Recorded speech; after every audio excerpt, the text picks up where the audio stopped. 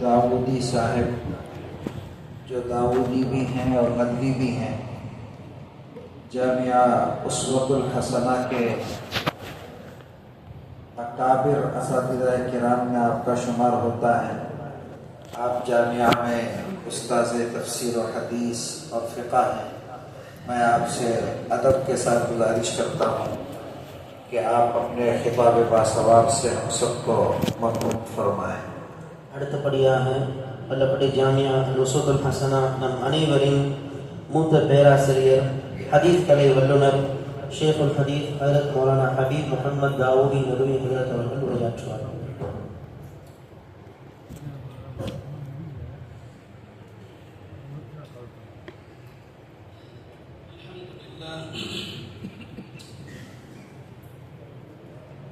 حمدا كثيرا طيبا مباركا فيه نحمده ونستعينه ونستغفره ونؤمن به ونتوكل عليه ونعوذ بالله من شرور انفسنا ومن سيئات اعمالنا. من يهد الله فلا مضل له ومن يضلل فلا هادي له.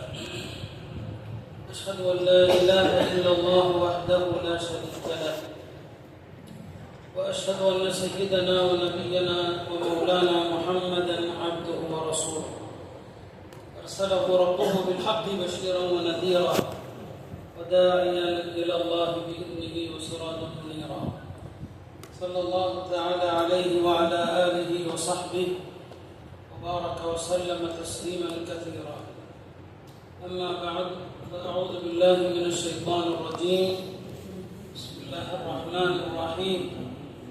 وهذا كتاب أنزلناه مبارك ليدبروا آياته وليتذكر أولو الألباب.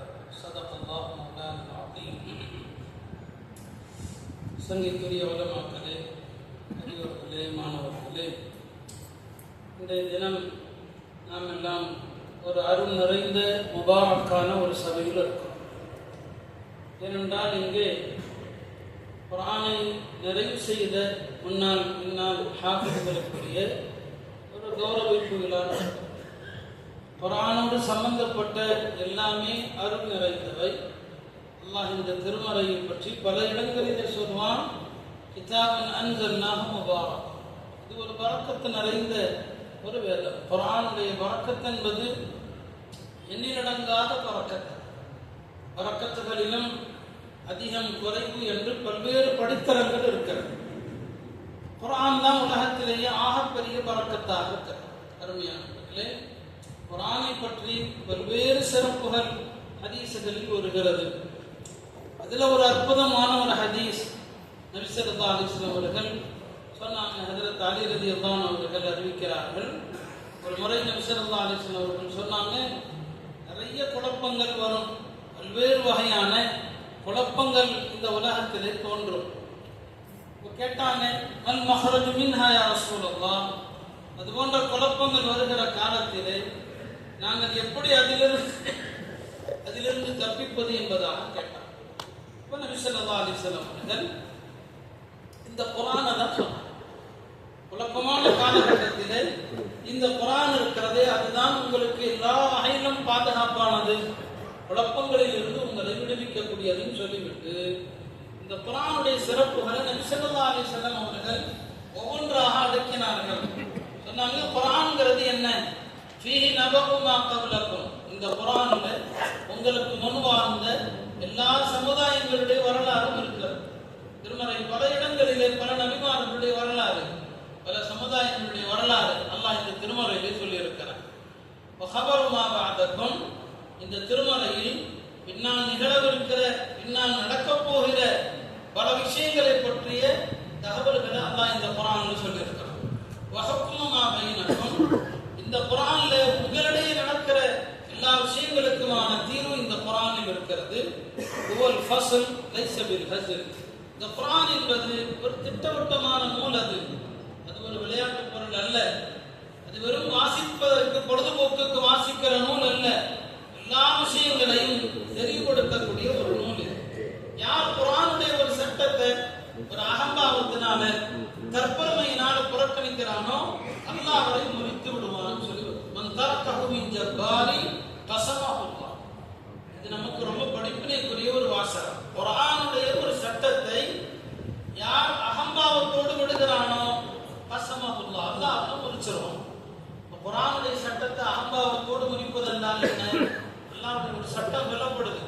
அல்லாஹ் இதை தடுத்திருக்கிறான், அல்லாஹ் இதை ஹராமாக்கி இருக்கிறான், அல்லாஹ் இதை இப்படித்தான் செய்யுமாறு சொல்கிறான் என்று சொல்லப்பட்டால் அந்த சட்டத்தை ஒரு ஆணவத்தோடு எவன் மறுக்கிறானோ அல்லாஹ் அவனை முறித்து விடுவான். இன்னைக்கு இந்த சமுதாயம் ஒரு முறிக்கப்பட்ட சமுதாயம், முதுகெலும்பு இல்லாத ஒரு சமுதாயம், எந்த பிரச்சனைக்கும் யாதொரு தீர்வும் இல்லாத ஒரு சமுதாயமாக ஏன் உலகம் முழுக்க இந்த சமுதாயம் முறிக்கப்பட்டிருக்கிறது? குர்ஆனுடைய சட்டத்தை இந்த சமூகம் விட்டதனுடைய விளைவுதான். அல்லாஹ்வுடைய அருள்மறையினுடைய இந்த சட்டங்கள் திருமணமாகட்டும், விவாகரத்தாகட்டும், பாகப்பிரிவினையாக ஆகட்டும், வியாபாரமாக ஆகட்டும், எந்த விஷயத்திலும் குர்ஆனுடைய சட்டம் என்ன? அந்த சட்டத்தை நாம் யாராவது கடைபிடிக்கிறோமா? ஒரு கணவன் மனைவிக்கு மத்தியிலே பிரிவு ஏற்பட்டால் கூட அவர்களுடைய குழந்தை இருக்கிறது, அந்த குழந்தை யார் வளர்ப்பது, அந்த குழந்தைக்கு யார் பொருளாதார பொறுப்பேற்பது, இது எல்லாம் குர்ஆன்ல இருக்குது.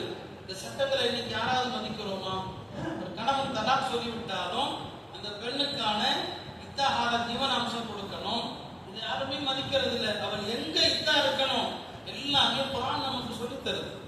இப்ப குர்ஆனுடைய சட்டத்தை யார் புறக்கணிக்கிறார்களோ அவர்களை அல்லாஹ் தூக்கி வீசி விடுவான்னு சொல்லி இந்த ஹதீஸ்ல எச்சரிக்கிறான். மேலும் சொன்னாங்க, மனித்தகல் ஹுதா பிகைரிஹி அதல்லஹுல்லாஹ். யார் நேர்வழியை குர்ஆன் அல்லாத வேற எங்கேயாவது போய் தேடுறாங்களோ அவர்களை அல்லாஹ் வழியை தள்ளிடுவான். நேர்வழியை எங்க தேடணுமோ அங்க தேடாம வேற வழியில போய் தேடினால் அல்லாஹ் அவர்களை வழி எடுத்துருவான். சொன்னாங்க, இந்த குர்ஆன் ஹபிதுல்லாஹில் மதீன், அல்லாஹ்வுடைய உறுதியான கயிறு. கயிறை பிடிச்சா நாம தப்பிச்சிடும். இந்த கயிறை பிடிச்சா மேல சொர்க்கத்துக்கு போயிடலாம். இந்த கயிறை விட்டோம்னா அதுல பாதாளத்துல விழுந்துடும். இப்போ குர்ஆனுங்கிற கயிறை இந்த உம்மத்து விட்டதன் விளைவுதான் இந்த சமூகம் இன்னைக்கு அதுல பாதாளத்துல இருக்குது. நம்ம யாரையோ நம்ப வேண்டி இருக்குது.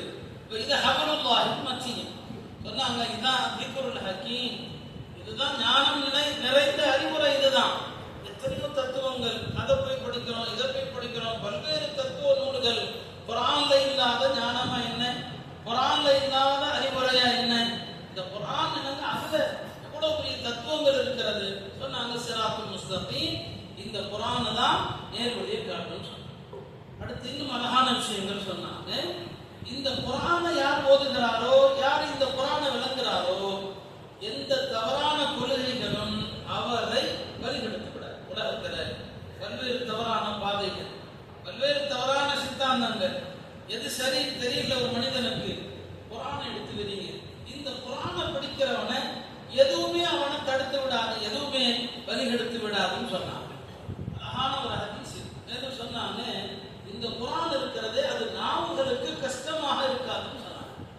குர்ஆன் நாவுகளுக்கு கஷ்டமே கிடையாது. ஒண்ணு அதுதான் குர்ஆனுடைய அற்புதங்களில் ஒன்று. நாம எங்கெங்க பிறந்தோம்? அரபு நாட்டுக்கும் நமக்கு ஏதாவது சம்பந்தம் இருக்குதா? குர்ஆன் மக்கால அருளப்பட்டது இல்லையா? நாம ஏதோ கொல்லப்பட்டிருக்கிற இந்தியாவில் ஒரு மூலையில் இருக்கிற ஒரு ஊர்ல பிறந்தோம். அரபு மொழிக்கும் நமக்கு ஏதாவது சம்பந்தம் இருக்குதா? நம்முடைய மூதாதையர்கள் யாராவது அரபு மொழி படிச்சாங்களா?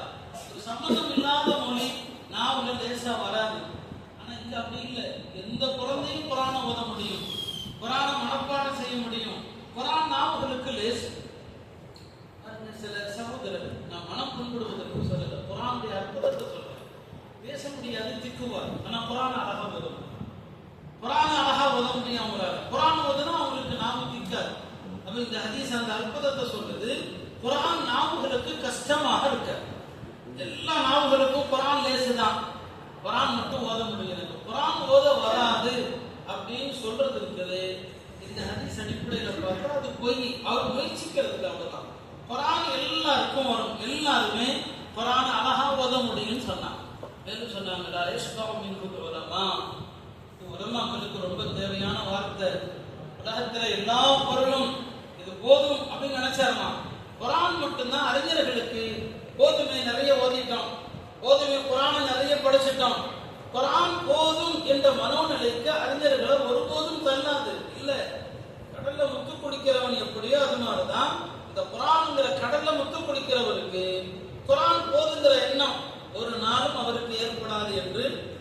பெருமானார் ஸல்லல்லாஹு அலைஹி வஸல்லம் அவர்கள் சொல்றாங்க. மேலும் சொன்னாங்க, யஹ்லுகு அன் கத்ரத்தி ரத்தி, குர்ஆனை திரும்ப திரும்ப ஓதுறதுனால அதனுடைய இன்பம் குறையுமா? குறையாது. குர்ஆனை திரும்ப திரும்ப உலகத்துல எவ்வளவு இனிமையான பாடலா இருக்கட்டும், ஒரு கவிதையா இருக்கட்டும், சில முறைகளுக்கு மேல கேட்க முடியாது. ஆனா குர்ஆன் அப்படி இல்லை. நீங்கள் எத்தனை முறை திரும்ப திரும்ப ஓதினாலும், திரும்ப திரும்ப கேட்டாலும் அதனுடைய இன்பம் குறையவே குறையாதுன்னு சொன்னாங்க. மேலும் சொன்னாங்க, லா தன்கதி அஜாயிபு, குர்ஆனுடைய அற்புதங்கள் வாழ்நாள் முழுக்க முடியாது. ஒரு ஹாஃபித குர்ஆன் அவருடைய வாழ்க்கையில குர்ஆனுடைய அற்புதத்தை பார்த்து கொண்டே தான் இருப்பார்.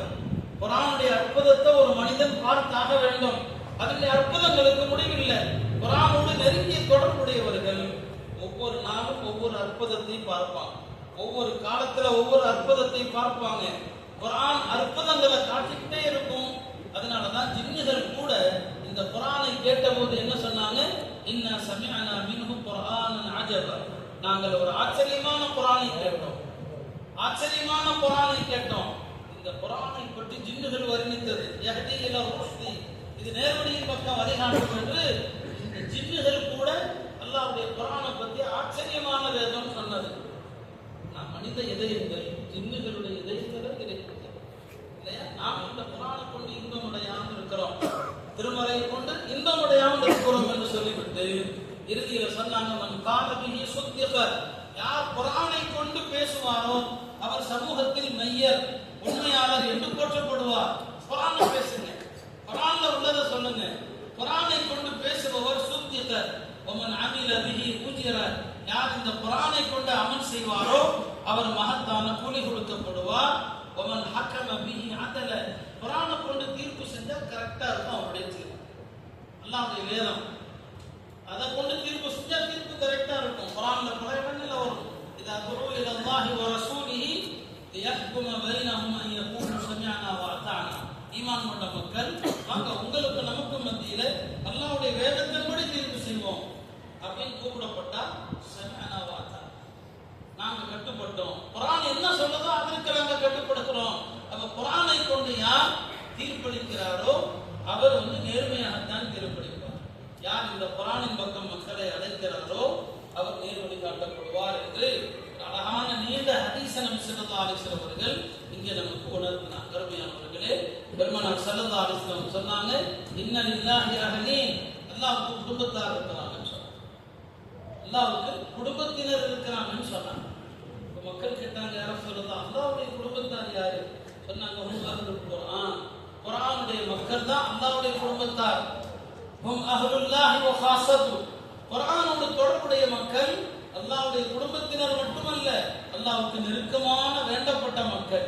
அல்லாஹ்விடத்தில் விஐபி யாருன்னு சொன்னா, அல்லாஹ்விடத்தில் பிரமுகர்கள் யாருன்னு சொன்னா குர்ஆனுடையவர்கள் தான் அல்லாஹ்விடத்தில் பிரதிநிதிகள். எனவே இங்கே குர்ஆனை மனனம் செய்தவர்களை கண்ணியப்படுத்துகிற ஒரு அழகான நிகழ்வு இது. குர்ஆன் உடையவர்களுக்கு தான் அல்லாஹ் ஒரு வாக்குறுதியை கொடுக்கிறான். குர்ஆன் ஓதுறதுனால, குர்ஆனோடு தொடர்புடையதுனால உங்களால அல்லாஹ்ட்ட துஆ கூட கேட்க முடியல, நீங்க கேட்காததை அல்லாஹ் கொடுக்கிறான். இந்த வாக்குறுதி துஆவுடைய மக்களுக்கு தான். மன் ஷகலஹு குர்ஆனு அன் மஸ்அலத்தி, குர்ஆன் ஓதுறார், நிறுத்திட்டு துஆ செய்யலாம்னு நினைக்கிறார், அவரால் முடியல, அடுத்த ஜுது ஓதுறாரு, இந்த ஜுது முடிச்சுட்டு நம்ம கேட்கலாம்னு நினைக்கிறாரு, அடுத்த ஜுது ஓதுறாரு. குர்ஆன் ஓதுவதிலேயே நேரம் முடிஞ்சிருது, துஆ செய்யல. அவர் என்னவெல்லாம் கேட்க நினைத்தாரோ அவை அனைத்தையும் நாம் கேட்காமல் கொடுத்து விடுவேன். குர்ஆனுடைய மக்களுக்கு ரொம்ப முக்கியம். இந்த ஹாஃபிதுகளுக்கு நான் சொல்வேன், மற்றவர்கள் ஒரு நாளைக்கு எவ்வளவு ஓதணும், ஒரு நாளைக்கு குறைஞ்சது 3/4 ஜுது மற்றவங்க ஓதணும், பொதுமக்கள். ஏன்னா 40 நாள்ல ஒரு குர்ஆனை முடிக்கலன்னு சொன்னா அவன் இதயம் இறுகியவர். 40 நாள்ல ஒரு குர்ஆன் முடிக்கணும், இல்லைன்னா இதயம் இறுகியவர். இது மற்றவர்களுக்கு, ஹாஃபிதுகளுக்கு அப்படி அல்ல. ஹாஃபிதுகள் குறைஞ்சது ஒரு நாளைக்கு 3 ஜுது, 10 நாள்ல ஒரு குர்ஆன் முடிக்கலன்னு சொன்னா நீங்க குர்ஆனுடைய ஹக்கை பேண தவறிட்டீங்கன்னு அர்த்தம். குர்ஆனுடைய ஹக்கை நீங்க மதிக்க தவறிட்டீங்கன்னு அர்த்தம். ஏன்னா உங்களுக்கு 3 ஜுதுங்கிறது சாதாரணமானது, அதை விட அதிகமாக தான் ஓதணும், குறைஞ்சபட்சம் 3 ஜுது. அருமையானவர்களே, நபி ஸல்லல்லாஹு அலைஹி வஸல்லம் அவர்கள் இந்த குர்ஆனை பற்றி அவ்வளவு விஷயங்கள் நமக்கு சொன்னாங்க. மேலும் சொன்னாங்க, தாரிமில வரக்கூடிய ஒரு ரிவாயத்து இந்த குர்ஆனுடைய அற்புதத்தை சொன்னாங்க. குர்ஆனை ஒரு தோல்ல எழுதுனீங்க, அந்த அந்த தோல்ல நெருப்புல போட்டீங்கன்னா நெருப்பு அதை பொசுக்காதுன்னு சொன்னாங்க. இந்த ஹதீஸ் குறித்து நிறைய விளக்கங்கள் இருக்குது. உண்மையிலுமே அப்படி நடக்குமா என்பது குறித்து குர்ஆனுடைய அற்புதம் அப்படிதான், அப்படி எல்லாம் நடந்தும் இருக்கிறது. அருமையானவர்களே, குர்ஆனுடைய மக்கள் இருக்கிறாங்களே, மறுமையில ஒரு மனிதர் குர்ஆனோடு தொடர்புடையவர், குர்ஆனோடு தொடர்புடையவர்னு சொன்னா குர்ஆனை மரணம் செஞ்சவங்க அதுல முதல் பட்டியல்ல வருவாங்க. மரணம் செய்யல, குர்ஆன் அதிகம் ஓதிக்கிட்டே இருக்கிறாரு, அவங்களும் இந்த பட்டியல வருவாங்க. உலமாக்கள் சொல்றாங்க, யார் குர்ஆனை அதிகமாக ஓதிக்கிட்டு இருக்கிறாரோ, குர்ஆனோடு நெருங்கிய தொடர்புடையவதாக இருக்கிறாரோ, அவர் குறித்து நாளை மறுமை நாள்ல குர்ஆன் பரிந்துரை செய்யும். மறுமையில பல வகையான பரிந்துரைகள், நபிமார்களுடைய பரிந்துரை, நல்லவர்களுடைய பரிந்துரை. ஆனா பரிந்துரைகளில் சிறந்த பரிந்துரை என்ன தெரியுமா? குர்ஆனுடைய பரிந்துரை.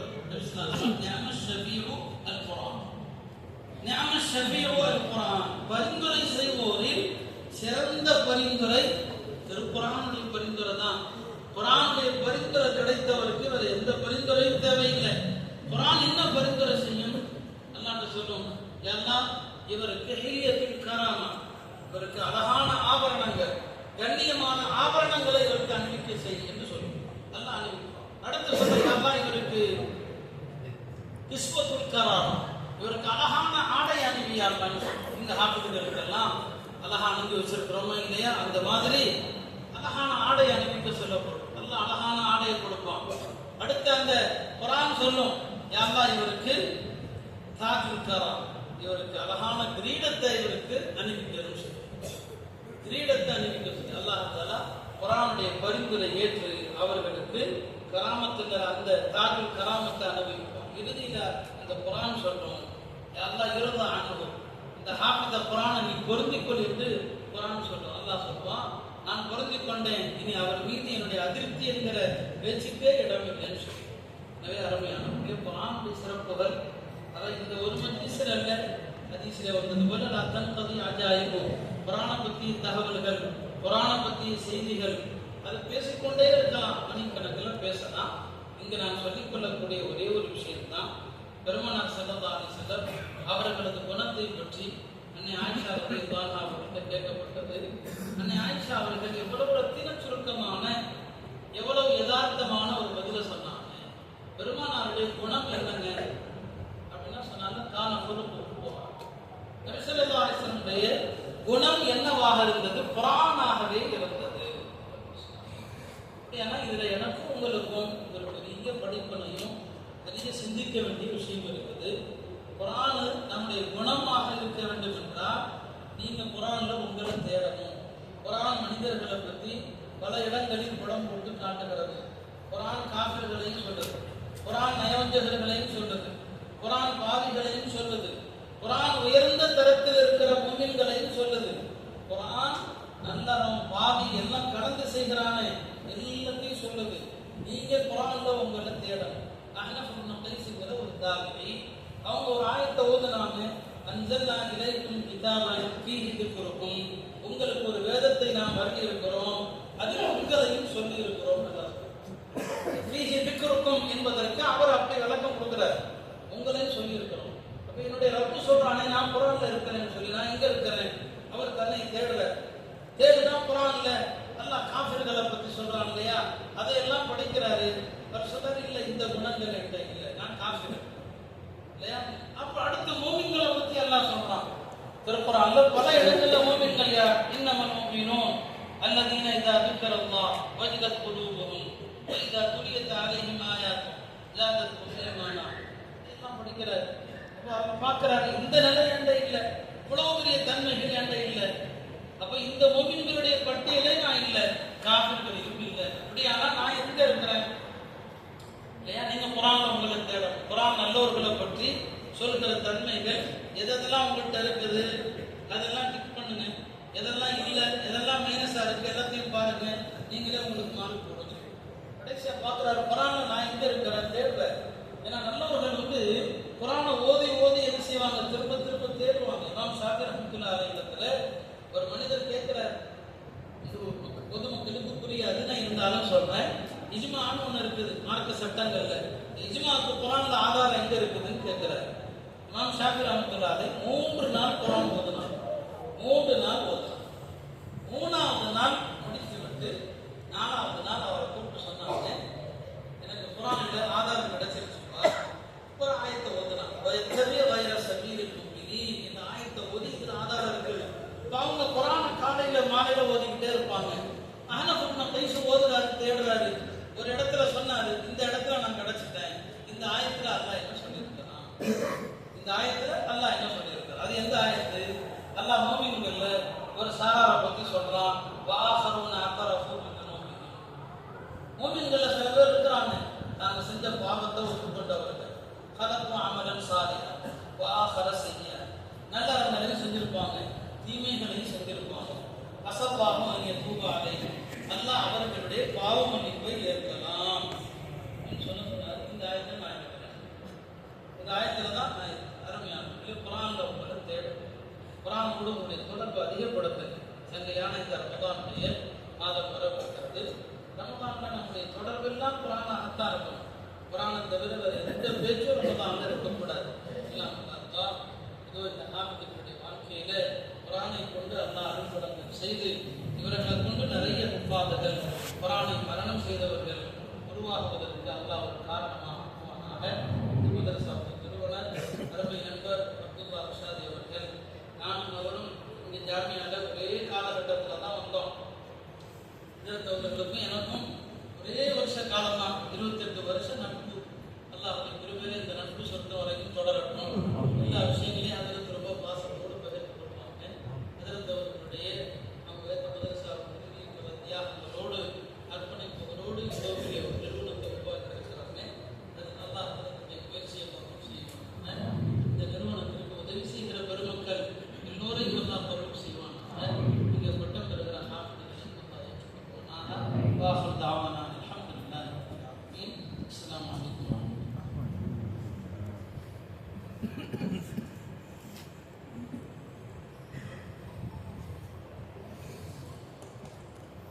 அடுத்தபடியாக வந்திருக்கக்கூடிய மதரசாவின் அழைப்பை ஏற்று வருகை தந்திருக்கக்கூடிய நம்முடைய சிறப்பு விருந்தினர்கள் அனைவருக்கும்